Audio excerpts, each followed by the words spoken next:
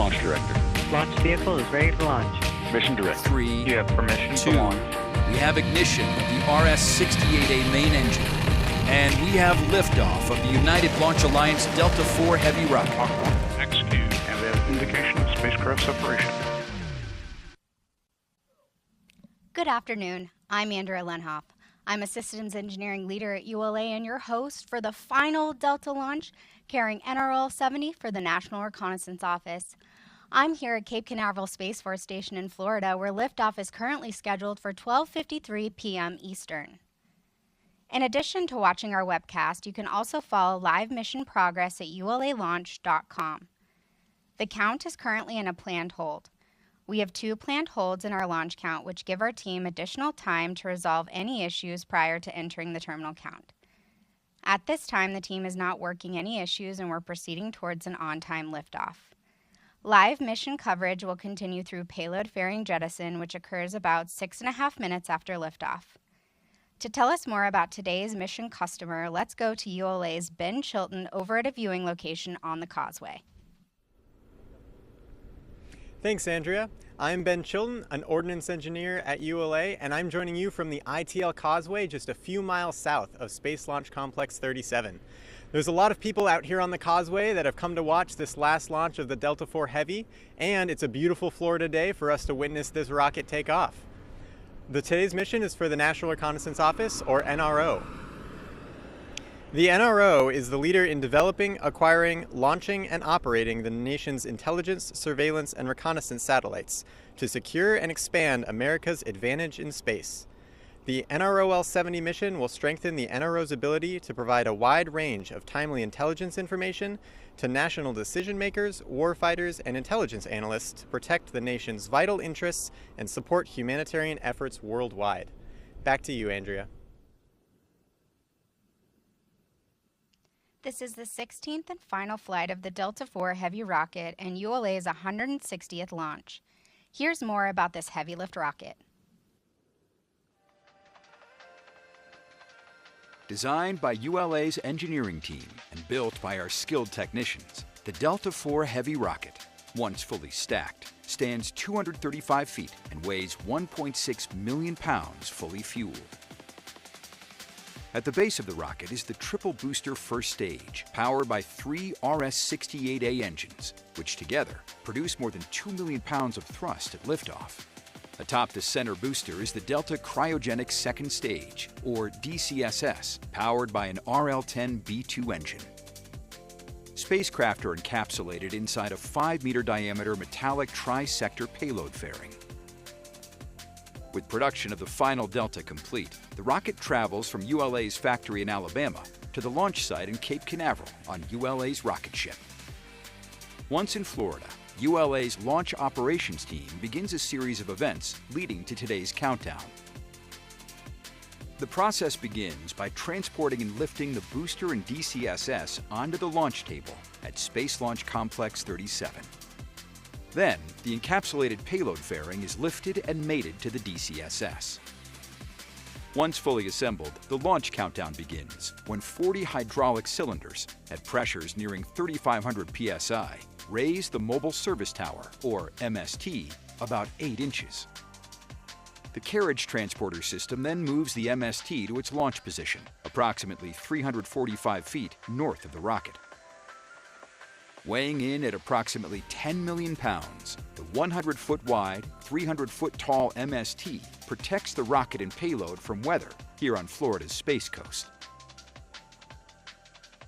With the rocket on the pad, the launch team transitions to fueling and other final preparations. Across the interstage of the Delta IV Heavy rocket is the American flag and the Space Force, Delta, and ULA logos. Note the number 389 inside the Delta logo, signifying this launch's place in Delta history. Additionally, on the fixed umbilical tower, we see mission artwork.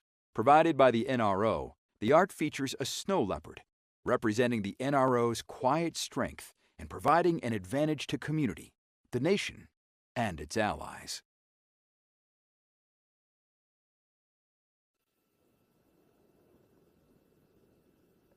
L minus 25, T minus 10. PNE, Elsie. Go ahead. Proceed with final pneumatic preps. Roger.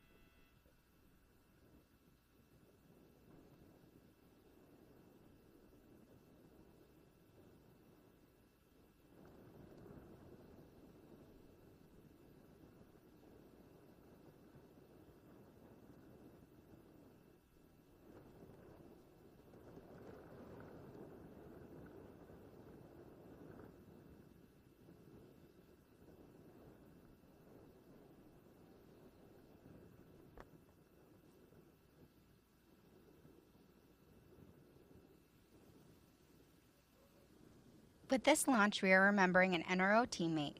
Here is Mission Director, Colonel Eric Zaribaninski. This is the MD. This afternoon's NROL-70 launch is dedicated to the memory of Colonel Edward Chip Zakrzewski. Chip dedicated his career to the advancement of space launch and to the success of NRO missions. He was a fierce advocate and leader for the Office of Space Launch and in the broader space launch community. Chip was the OSL director for the first Delta IV Heavy launch, so it is only fitting that the last Delta IV Heavy launch is dedicated to him. To our leader, mentor, and friend, Godspeed, Chip. MD out.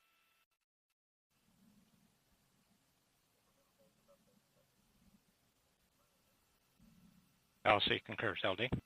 LD concurs. MD. MD concurs. ABE, are you in a position to perform the task as the anomaly team has directed? Affirmative. Roger.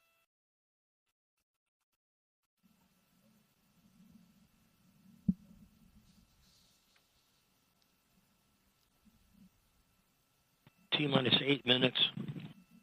ALC, configure CCTV for launch monitoring. Today's flight is also dedicated in memory of CMA, colleagues who are no configure longer with us. CCTV for video recording. Let's remember our teammates. Roger. Today's flight is dedicated to Doug Thompson, Mark Cox, Brent Bonar, and George Lucian. After working as a pipe fitter for high-purity systems, Doug Thompson joined Boeing's internal upper stage program, later transitioning to the Delta program.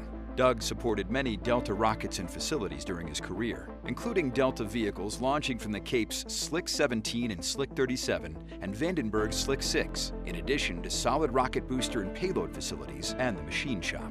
In his personal time, Doug and family traveled throughout Florida and Georgia, enjoying his passion for motorsports, including drag racing the '63 Corvette he built himself. He will be missed.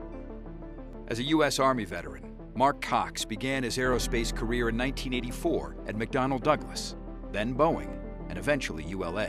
Following his transfer from ULA's Pueblo site to the Decatur, Alabama factory, Mark was instrumental in establishing the metrology lab there and in standardizing measurement and test equipment calibration across all ULA sites. He was respected by his peers throughout the industry and developed many personal relationships over the years, always resilient and positive. Mark encouraged his teammates to face adversity while continuing to care for others. He will be greatly missed. Godspeed, Sergeant Cox.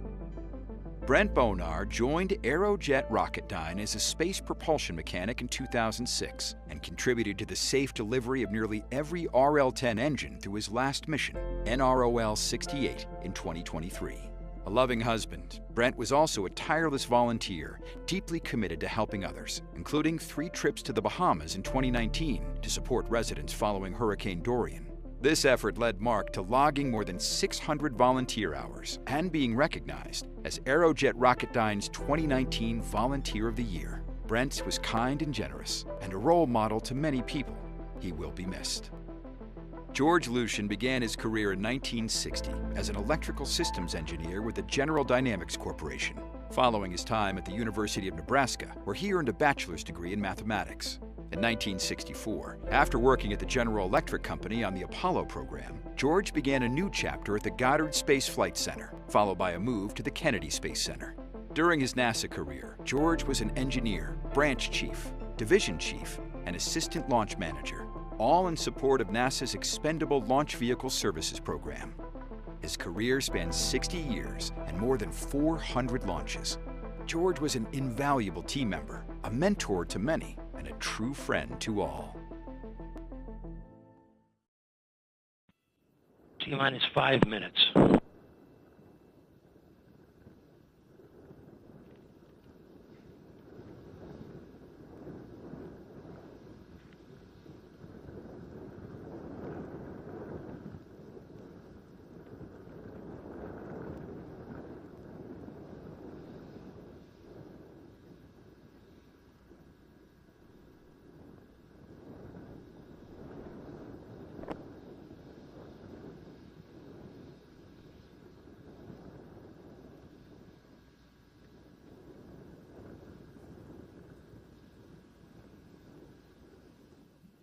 This is Delta Mission Control at T-minus 418. We anticipate entering the hold in just a few moments.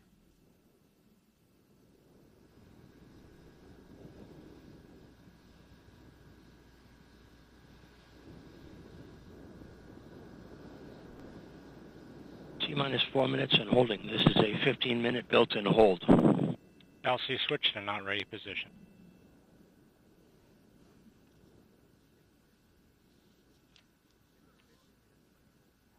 Since 1960, Delta rockets have been an integral part of America's space program.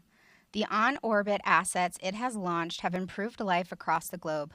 Let's take a look.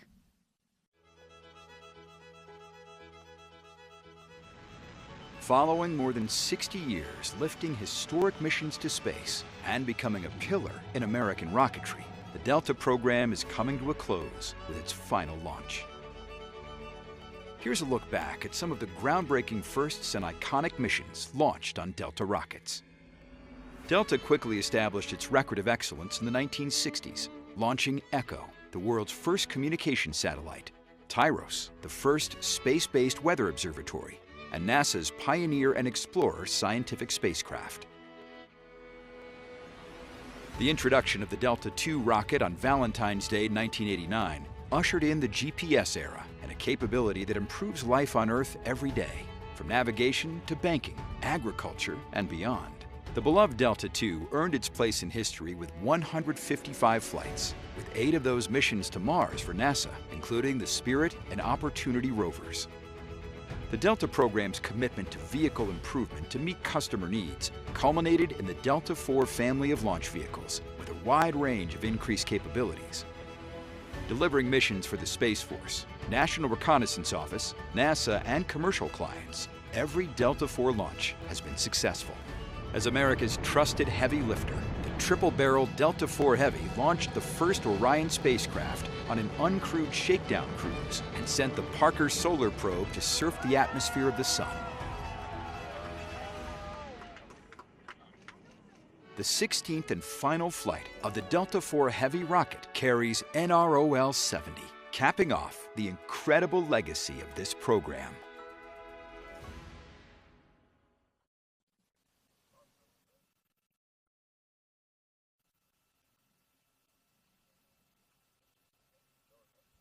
The Delta program has been an important part of many of our employees' careers.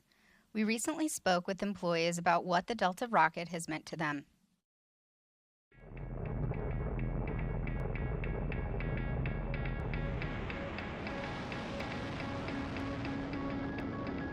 We started this program with the tremendous task of continuing the Delta mission success tradition. It has been the heavy lift workhorse, supporting the missions that no other vehicle could, and have made a tremendous difference for this nation. The assets that we launch with Delta are crucial to our warfighter and have really allowed us to sustain our capability not only in space, but also just on the ground and keeping the entire world in a better place. That ability to impact the nation in what we can do, our technologies, as well as our reach into space. It's just an honor. There's no other way to say it. Look at what we as part of the team have done to improve life on Earth.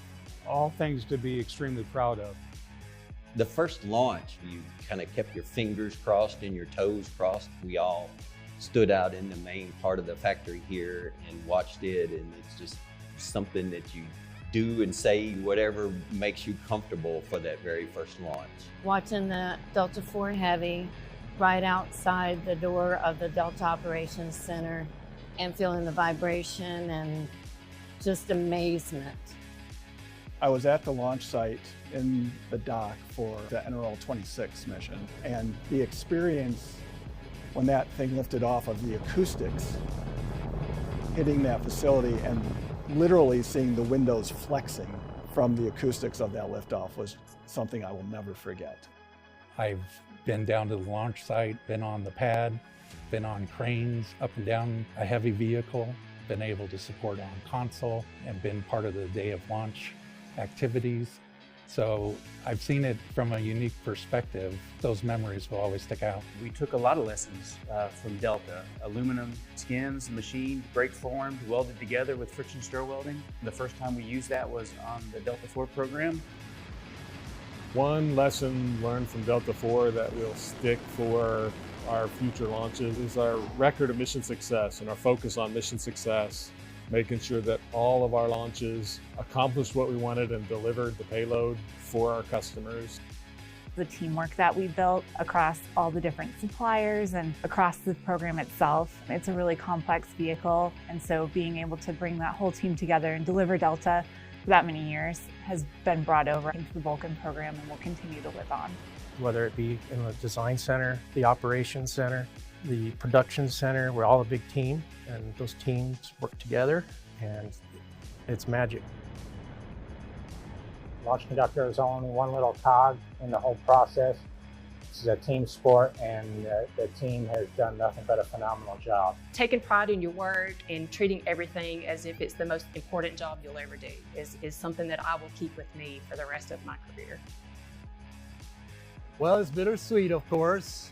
We all thought we could do this a lot longer because we love it so much. It's been a wonderful rocket to work on over these years, and I'm going to miss it. It is the most amazing rocket I could ever imagine, this Delta IV Heavy. I'm just proud to have been a part of this team and was able to better my career by working alongside an amazing team. The legacy of Delta will live on in the Vulcan rocket and in the people that make it a reality and have taken the best of what Delta has accomplished and carry that forward into the future.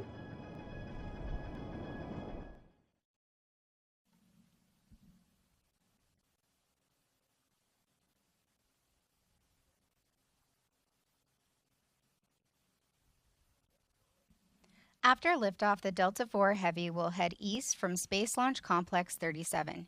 Here's a look at today's ascent.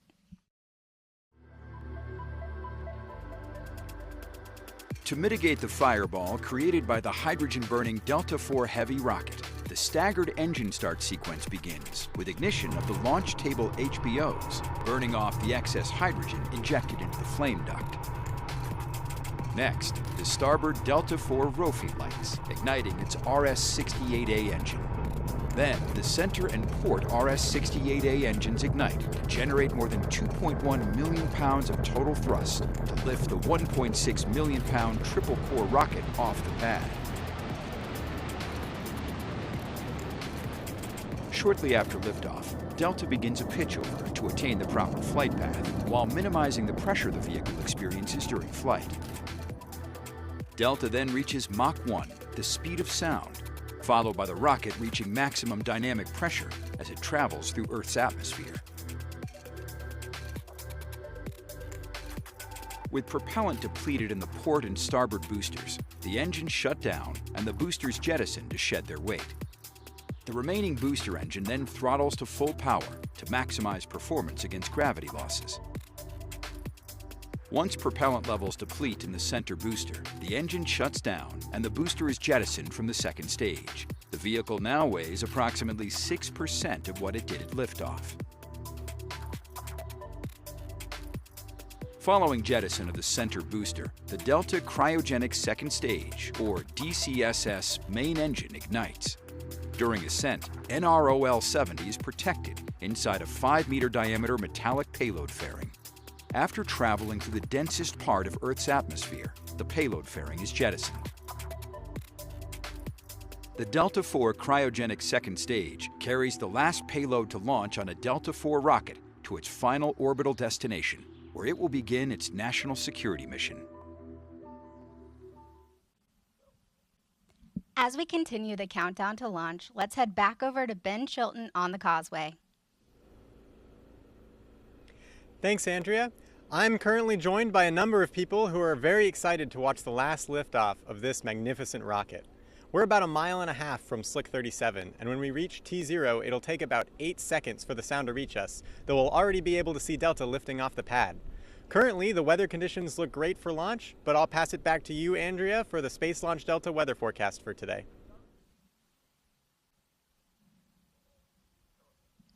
Thanks, Ben. The forecast for this afternoon's launch is looking good. The probability of violating launch constraints is 10%. Ground winds are 14 to 22 knots out of the southeast, and the temperature is 74 degrees Fahrenheit. Our primary concerns for launch today are ground winds and the cumulus crowd rule violation. RLM, verify red line monitor and vent table are in the correct configuration for terminal count. Verified. L minus 9 minutes. Performing a hold authority comm check. LSIC RF. Loud and clear. Loud and clear as well. ATD. ATD copies loud and clear. Loud and clear as well. Comm check complete. Launch on time verified. Roger.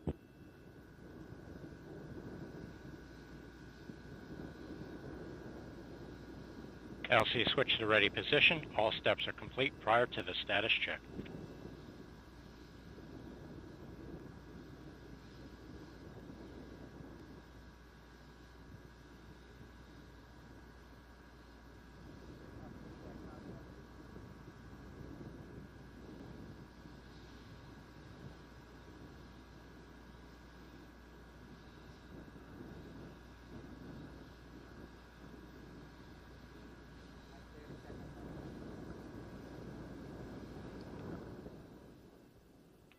L minus 8 minutes. We remain in the planned 15-minute hold as we continue towards liftoff.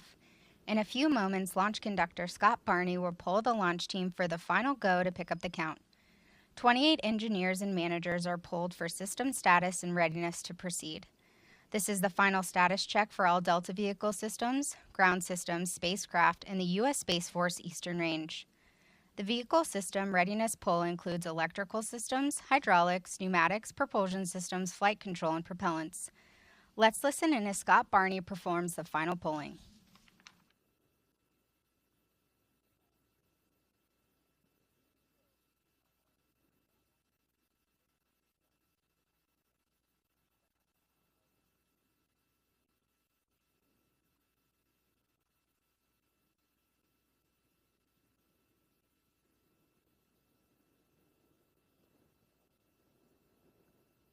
L minus 7 minutes.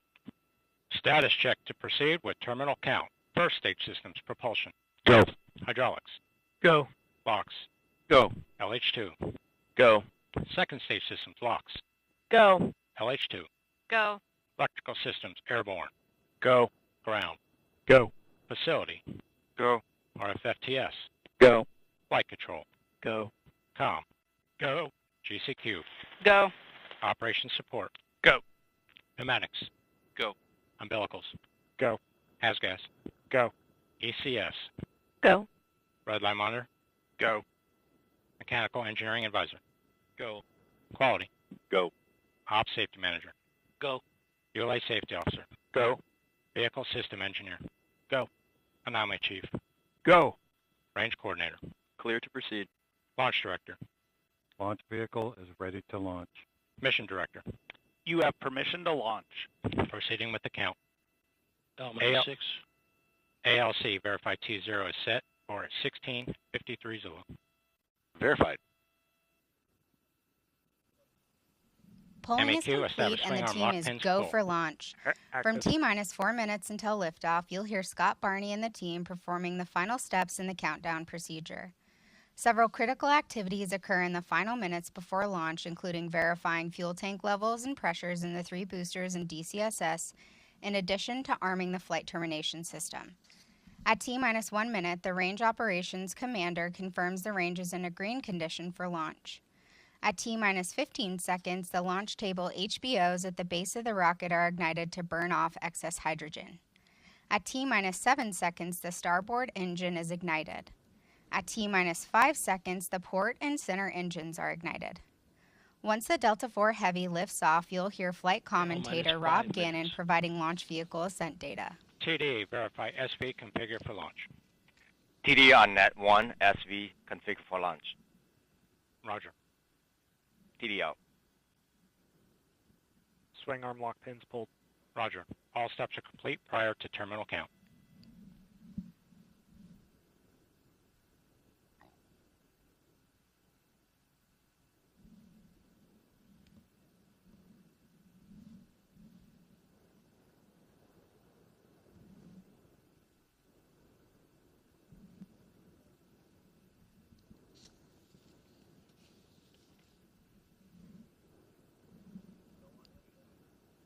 This is Delta Mission Control at T-minus 4 minutes and holding.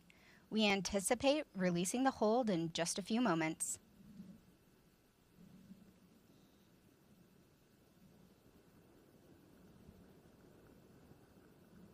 T-minus 4 minutes and counting.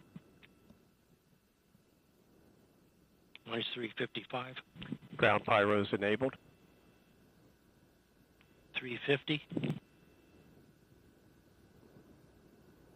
The countdown clock is resumed and we are go for launch at 12:53 p.m. Eastern. With liftoff approaching, we're raising the volume on our launch team so you can hear the final preps taking place. Minus 332.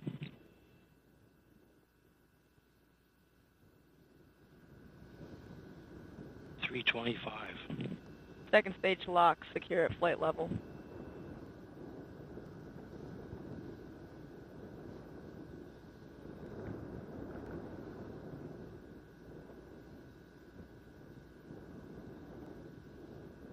Minus 307.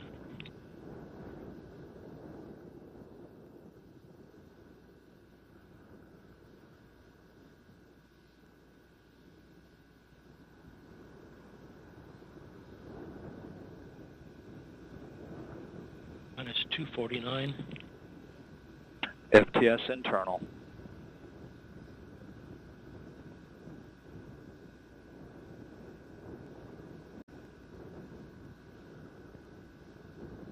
CBC locks at flight pressure and flight level.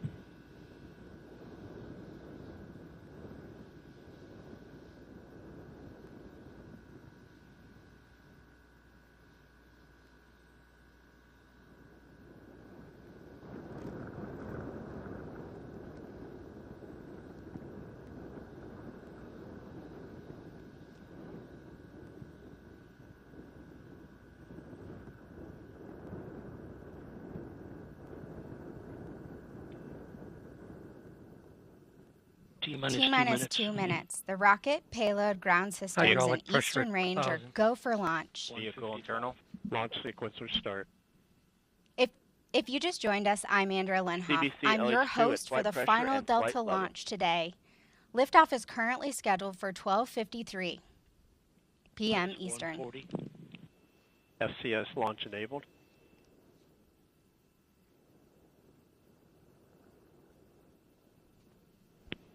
FTS armed.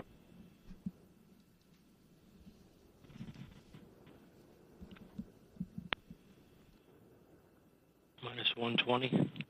OCUs armed. SCS count started.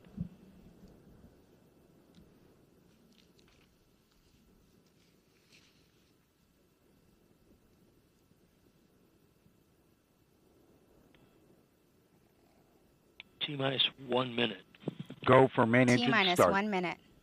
Rock, report range status. Range green. Minus 50.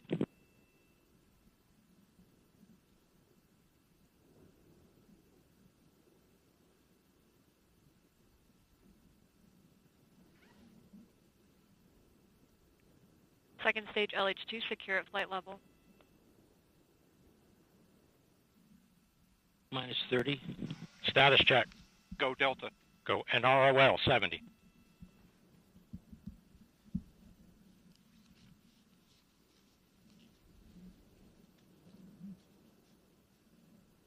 Minus 15. Rope ignition. 10. T-minus Mr. 10, 8, 9, 8, 7, 6, 5. We have ignition. 2, 1. Lift off. And liftoff of the final United Launch Alliance Delta IV Heavy rocket, carrying NROL-70 for the National Reconnaissance Office and closing Delta's 6-decade legacy of excellence in space.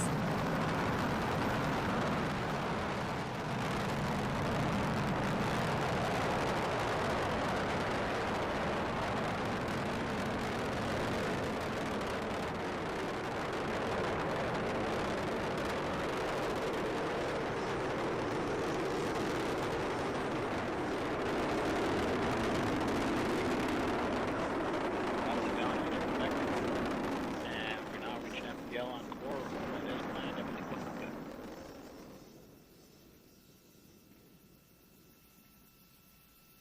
Four is at min power level. Port and starboard strap-on still operating at enhanced power level. You are hearing the voice of Rob Gannon providing launch vehicle ascent data. Parameters look good.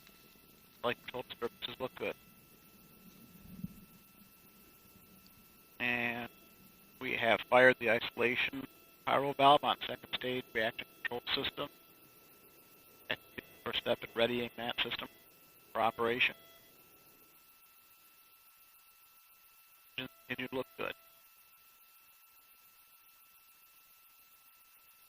And we've passed through Mach 1 and Mach 2.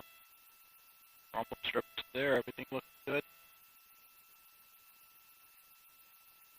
All three boosters operating as expected.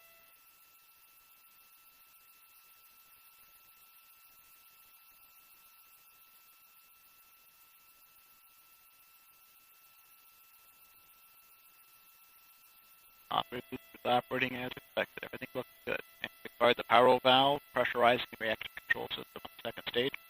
Pressure's coming up. Everything looks good there.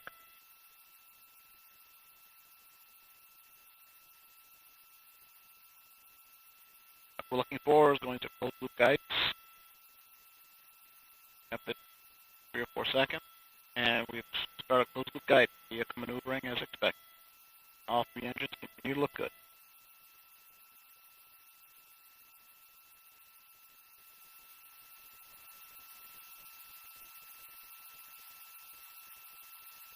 And we are 3 minutes to Corbico.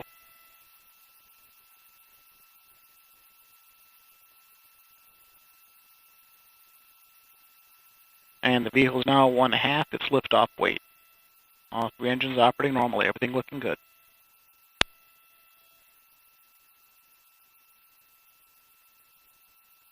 And the vehicle's now 29 nautical miles in altitude, 64 miles downrange, traveling at 5,300 miles per hour. Everything continues to look good. And we've just passed through the Kármán line, reaching 100 kilometers in altitude.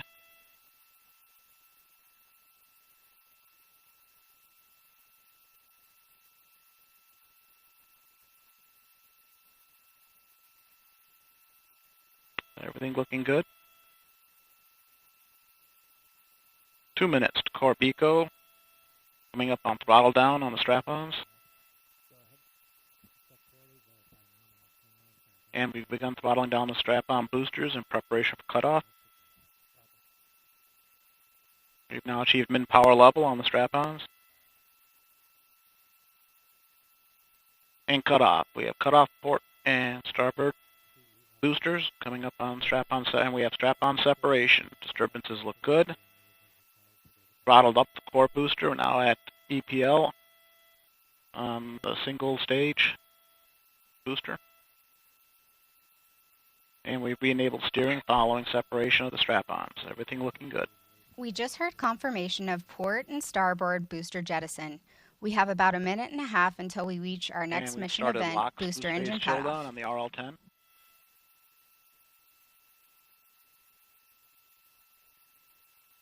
One minute to Corbico. Housing temps respond as expected on the RL-10, and we've started LH2 boost phase chill down. Housing temps responding as expected. Flight control disturbances are small, and the core RS-68 continues to operate as expected.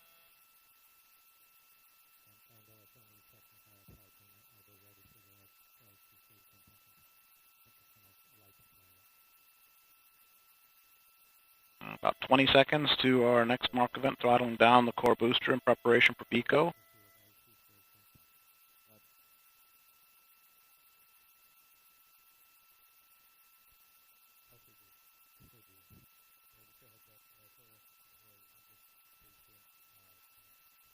And core booster is throttling down, coming up on booster engine cutoff.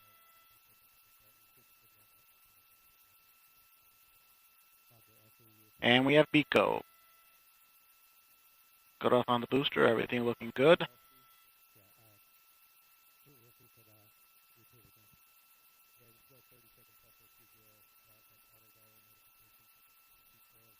And state operation occurred right as expected. NEDs have deployed.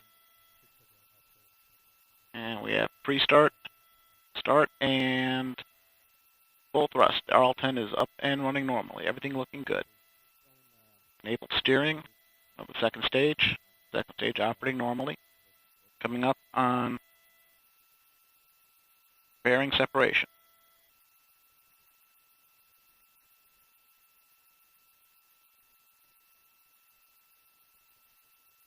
About 10 seconds away from pairing sep.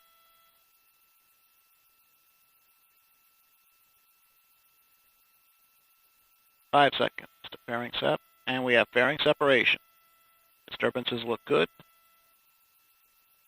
Upper stage is operating normally. And once again, steering has been re-enabled after the separation event.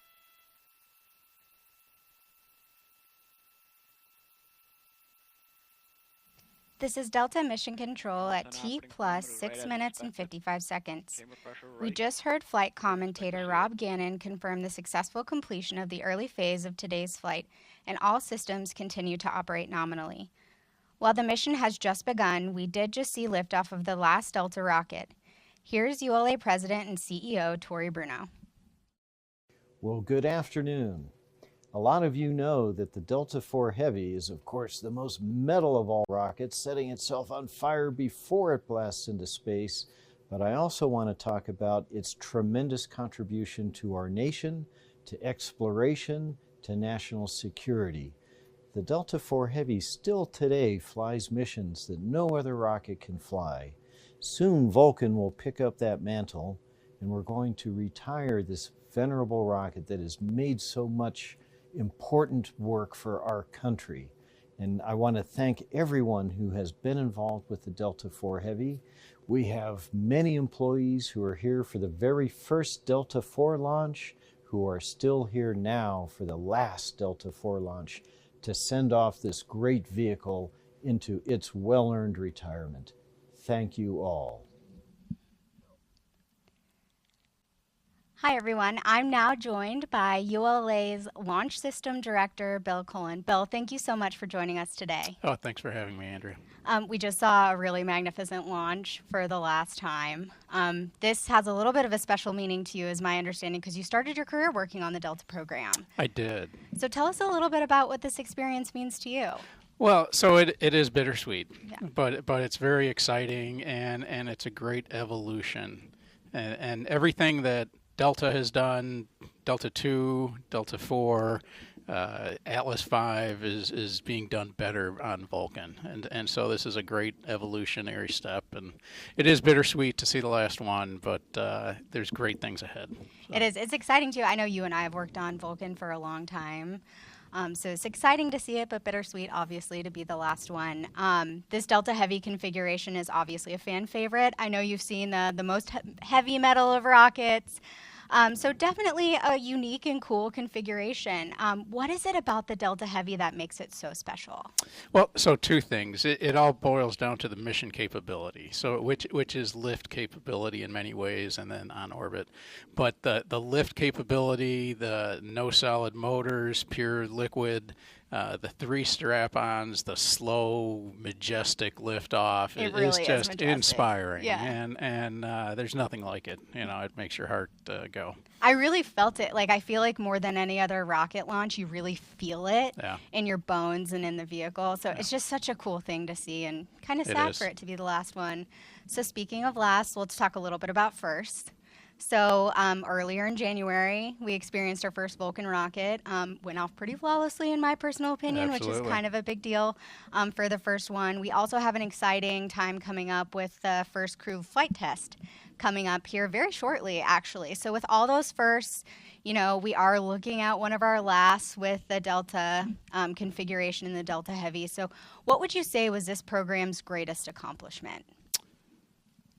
The greatest is hard to pick. Just pick you know, one. So if you look at all the national security things, intelligence, the GPS constellation, everybody uses GPS. right? And you know, the mapping capabilities. I mean, you want to know where you're driving. You want to see what your house looks like in satellite view. Everybody can do that in part because of the satellites. And every day we use it every day. Right? Every day it's touched all of us. Yeah, it's amazing. It's such a cool thing. I mean, working at ULA, you know, just to be a part of that small experience that we have here, but know the huge impact that it has. I mean, just an exciting time. Yeah, we're enablers. We are enablers, and we work on rockets, which is really cool. Yeah. Well, Bill, that's all the questions that I have for you today, but I do appreciate you joining us, and just really thank you for being here for this exciting last, and looking forward to a year of firsts for us and many, many more coming here in the future. Absolutely, to mission success. Great. Thank you so much. Yep. Well, we're just about to log up here for today, but before we do, I do want to thank Ben Chilton and Rob Gannon for their support of today's broadcast. You can follow more about ULA and learn more about our rockets at ulalaunch.com. However, before we log off, let's look at one more majestic look of that last Delta launch, lifting off the pad for the very last time. Thanks for joining us. T-minus 10, 9, 8, 7, 6, 5. We have ignition. 2, 1. And liftoff of the final United Launch Alliance Delta IV Heavy rocket, carrying NROL-70 for the National Reconnaissance Office and closing Delta's 6-decade legacy of excellence in space.